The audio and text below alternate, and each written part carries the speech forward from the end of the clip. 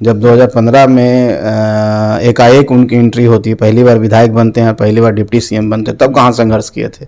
विपक्ष के नेता तो बाद में बनते हैं, लेकिन उनको 15 में जब डिप्टी सीएम बने हैं तो कौन सा संघर्ष था उनका। इसका मतलब था कि उनके पिताजी थक चुके थे। निशांत जी अगर राजनीति में आते हैं तो उनका ये व्यक्तिगत मामला है। जंगल राज से मंगल राज कायम करने वाले हैं। देखिए, हमारी पार्टी पूरे बिहार में काम कर रही है। देखिए, दुर्भाग्यपूर्ण है, इस तरह का बयान विपक्ष के नेता होने के नाते उनको नहीं देनी चाहिए।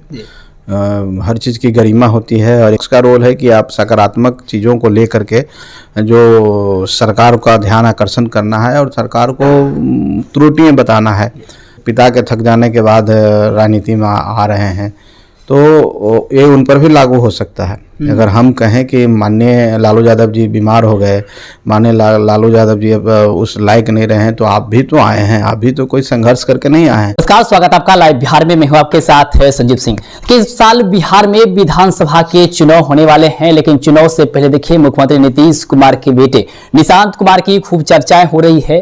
राजनीति में एंट्री को लेकर के अब देखिए तरह तरह के बयान भी सामने आने लगे हैं। नेता प्रतिपक्ष तेजस्वी यादव ने कल निशांत कुमार को लेकर के बड़ा बयान दिया। उन्होंने कहा है कि यदि पिता थक जाए, हार जाए और मानसिक रूप से बीमार हो जाए तो बेटे को राजनीति में आना ही चाहिए। यानी नीतीश कुमार के बेटे निशांत कुमार की राजनीति में एंट्री को लेकर के तेजस्वी यादव ने स्वागत किया और इसी मुद्दे पर खास बातचीत करेंगे।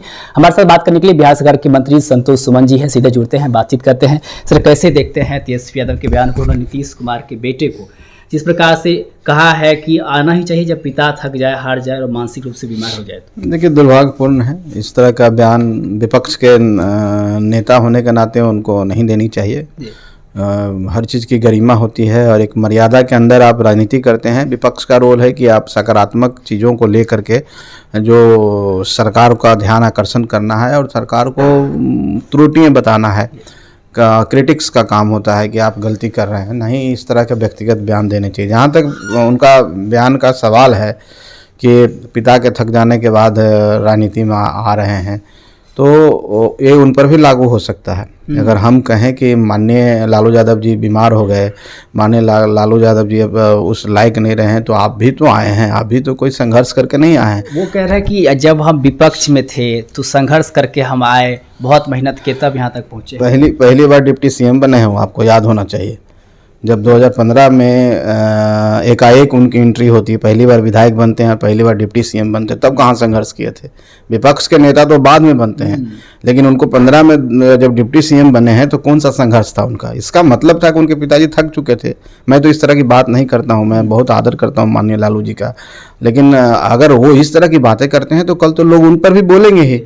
तो इसका कहने का मतलब है कि जो भी युवा राजनीति में आ रहा है तो माने उनके पिताजी थक गए हैं, चाहे कोई कारण है, इसका हर आदमी के लिए मैदान खुला है और हर आदमी अगर मेहनत करता है और राजनीतिक जीवन चुनता है तो उसको स्वागत है। हम सबका स्वागत करते हैं। स्वागत का चर्चाएं भी इन दिनों खूब हो रही है उनकी, आप लोग भी स्वागत करने तैयार हैं? देखिए, उनका व्यक्तिगत मामला है। निशांत जी अगर राजनीति में आते हैं तो उनका ये व्यक्तिगत मामला है और ये उनको तय करना है कि उनको आना है कि नहीं आना है। इस पर मैं टिप्पणी नहीं कर सकता हूँ, लेकिन अगर वो आते हैं तो निश्चित तौर पर हम लोग सब स्वागत करेंगे। हम लोग क्यों किसी का विरोध करेंगे। एक युवा हैं, एक राजनीतिक घराने से आते हैं, उनके पिताजी मुख्यमंत्री हैं, बिहार को नई दिशा देने वाले हैं, बिहार में शांति बहाल करने वाले हैं, जंगल राज से मंगल राज कायम करने वाले हैं। अगर उनके पुत्र आते हैं क्योंकि वो सीखे ही होंगे तो निश्चित तौर पर राजनीति में कुछ अच्छा करेंगे, लेकिन उनका निजी राय है, उनकी व्यक्तिगत अपना विचार होना चाहिए। उस पर हम लोग उनको कभी फोर्स नहीं कर सकते, कोई भी फोर्स नहीं करेगा। उनके पिताजी भी फोर्स नहीं करेंगे कि आप राजनीति में, उनको अगर आने की इच्छा है तो कोई उनको रोक नहीं सकता। चुनावी साल है, इस साल चुनाव विधानसभा के होने वाले हैं, कितने तैयार हैं आप लोग? हम पार्टी के राष्ट्रीय अध्यक्ष आप हैं, कितनी पार्टी आपके तैयार है, कितनी मजबूती से काम कर रही है? देखिए, हमारी पार्टी पूरे बिहार में काम कर रही है, हर विधानसभा क्षेत्र में काम कर रही है और हमारे कार्यकर्ता सब जगह लगे हुए हैं। सब हमारे कार्यकर्ता ने संगठन का विस्तार हम लोग कर रहे हैं बहुत तेज़ी से। सदस्यता अभियान हम लोग बहुत तेज़ी से चला रहे हैं और हमारा कार्यक्रम भी चल रहा है। एक तो एनडीए स्तर पर भी कार्यक्रम चल रहा है, आप देख रहे होंगे हर विधानसभा में सम्मेलन, हर जिले में सम्मेलन हो रहा है, जहां हमारे पांचों माननीय प्रदेश अध्यक्ष जा रहे हैं। और जनता का जो भीड़ उमड़ रहा है, जनता का जो जनसैलाब आ रहा है, इससे दिखता है कि एनडीए के प्रति लोगों का रुझान है। जो विश्वास एनडीए ने कायम किया है इतने दिनों से काम के बल पर, वो विश्वास आज भी कायम है और इस बार तो और भी लोग उत्साहित हैं। इस बार ऐसा पहली बार बिहार में हो रहा है कि हमारा गठबंधन, पहले नेताओं का गठबंधन और पार्टियों का गठबंधन होता था, लेकिन अब हम कार्यकर्ता स्तर पर गठबंधन हो गया है और नीचे स्तर पर गठबंधन हो गया। सभी पार्टी के कार्यकर्ता एक साथ मिल करके सम्मेलन की तैयारी करते हैं, सम्मेलन में आ रहे हैं, सब अपना अपना जिम्मा लेते हैं, लोगों को ला रहे हैं। तो ये अजीब सा संयोग है और ये संयोग 2025 में हम लोगों को 225 का हमारा टारगेट है, उससे कहीं हम ज़्यादा जाएंगे। और जो लोग इस तरह की बातें कर रहे हैं उनका सफाया हो जाएगा। आप निश्चिंत रहिए। और हम पार्टी भी अपनी तरह से व्यक्तिगत मैंने एक पार्टी के तौर पर हर सीट पर तैयारी कर रहा है, ताकि हम अपना आने वाले जो हमारे सहयोगी हैं, जब हम लोग को सीट, जब हम लोग विचार करेंगे कौन कहाँ लड़ेगा, उसके बाद जो हम नहीं लड़ेंगे उस सीट पर अपने सहयोगियों को मजबूत, हम सशक्त तरीके से उनको मदद कर सकते हैं। इसके लिए हम लोग पूरी तरह से तैयारी कर रहे हैं और बहुत अच्छे मैंने रिस्पांस मिला है। हम समझते हैं कि 243 पर हमारे कार्यकर्ता तैयार हैं। एक आखिरी सवाल रहेगा, चुनावी साल है, क्या सोच रहे हैं सीटों को लेकर के, क्या कुछ उम्मीदें हैं? क्योंकि इस बार एनडीए में अगर घटक दल की बात करें तो ज़्यादा घटक दल हैं, ऐसे में सीटों की बंटवारे को लेकर के क्या कुछ उम्मीदें हैं? देखिए 243 सीट है और उसी में बंटवारा होना है और जब समय आएगा तो बहुत ही सौहार्दपूर्ण तरीके से, बहुत ही शांति तरीके से और सबके सम्मान के साथ बंटवारा होगा। अभी समय नहीं है और अभी इस तरह की कोई बातें नहीं हुई है।